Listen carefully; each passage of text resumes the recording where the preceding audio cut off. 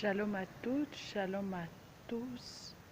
Bienvenue à la chaîne YouTube Women for Jesus Christ Ministry où le Saint-Esprit est le boss. Sous l'instruction du Saint-Esprit, nous allons développer le thème l'amour. L'amour selon Dieu sera développé tout au long du mois de mars. En effet, la précision doit être faite parce qu'il y a une différence entre l'amour de Dieu et l'amour du monde.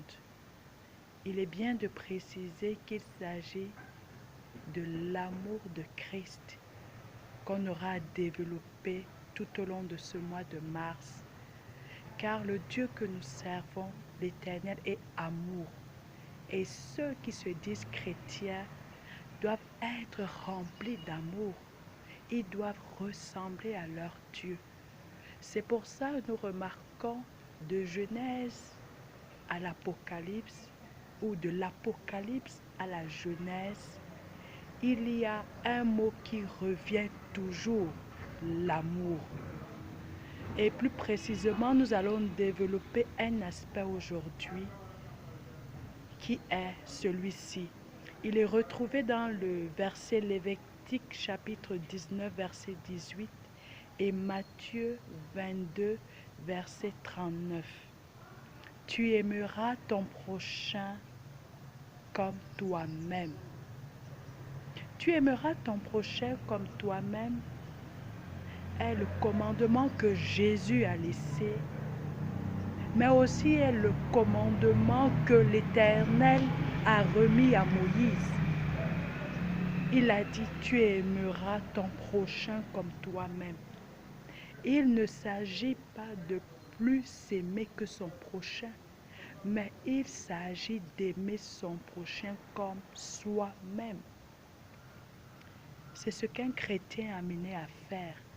Aimer son prochain comme soi-même, c'est prendre soin de lui comme on peut prendre soin de nous-mêmes. Ce n'est pas fait de discrimination, quelle que soit la catégorie socio-professionnelle de notre prochain, quelle que soit sa race, quelle que soit sa tribu, quelle que soit sa profession, quels que soient ses revenus, quelle que soit sa nature. L'Éternel nous recommande d'aimer notre prochain comme soi-même. Le prochain n'est pas uniquement celui qu'on connaît. Le prochain est aussi l'étranger.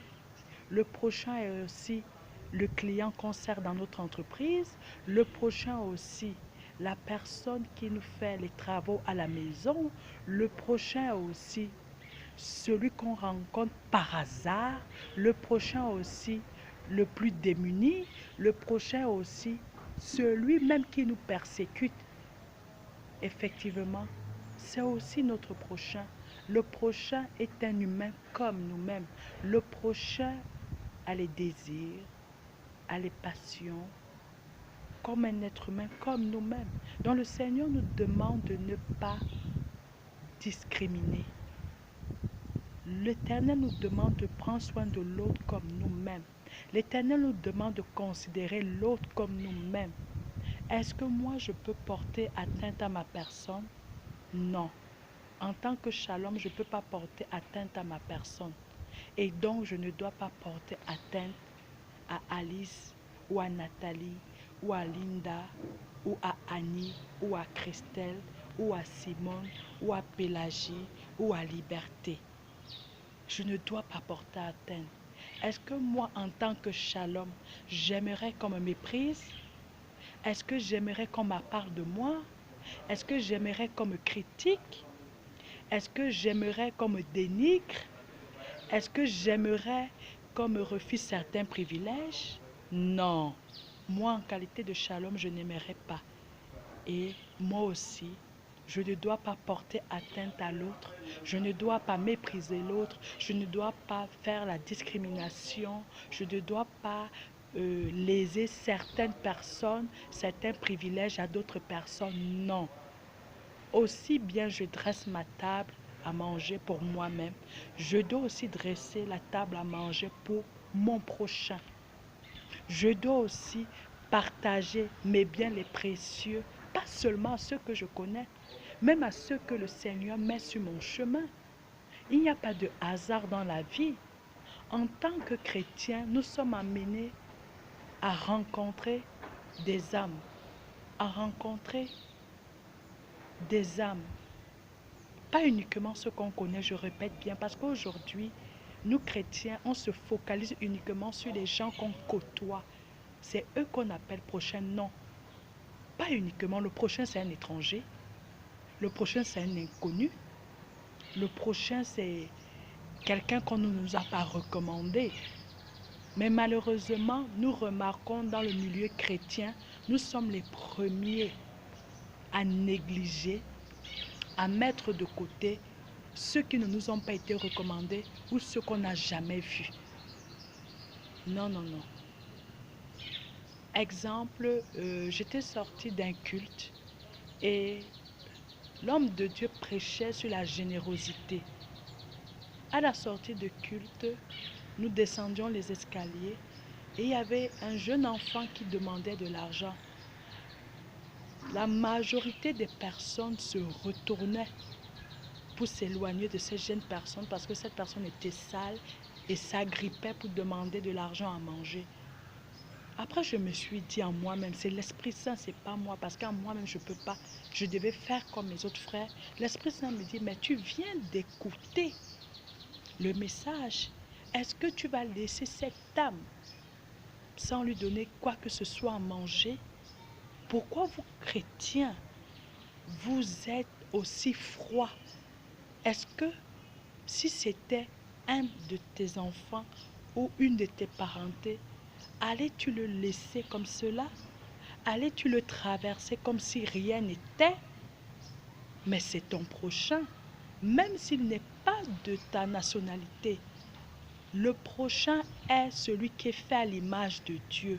Puisque la parole de Dieu est claire dans Genèse, il dit, il a formé l'homme à son image et à sa ressemblance. Notre prochain, c'est un homme comme nous-mêmes. Et donc, si aujourd'hui, Dieu nous accorde la grâce d'être plus nantis que d'autres, les ressources que Dieu nous donne ne sont pas, nous ne sommes que des administrateurs. Ces ressources sont destinées à prendre soin des autres, pas uniquement des membres de nos familles, mais des âmes qu'on ne connaît pas. Donc j'interpelle tout d'abord les chrétiens, je nous interpelle. Nous disons que nous sommes chrétiens, mais chrétien c'est penser comme Christ, c'est agir comme Christ, c'est poser des actes comme Christ. Puisque lorsque Christ parle, dit à ses disciples, aimez-vous les uns comme les autres, comme je vous ai aimés, dans Jean 13. À cela, le monde reconnaîtra que vous êtes mes disciples.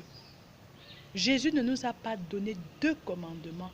Il nous a donné un commandement qui est décliné en deux. Tu aimeras ton Dieu de tout ton cœur, de toute ton âme et de toutes tes forces. Et secondo, tu aimeras ton prochain comme toi-même. Le Seigneur nous a demandé d'aimer, aimer. Il ne nous a pas demandé autre chose, d'aimer l'autre comme soi-même. Donc, en ce premier jour du mois de mars, où nous allons développer l'amour selon Dieu, je prie que le Saint-Esprit, à travers cette vidéo, se révèle à nous. Que le Saint-Esprit sonde nos cœurs. Que le Saint-Esprit ouvre nos yeux spirituels pour que nous puissions voir tant d'âmes que nous avons traversées, à qui nous n'avons pas manifesté notre amour. Parce qu'il ne suffit pas d'aimer.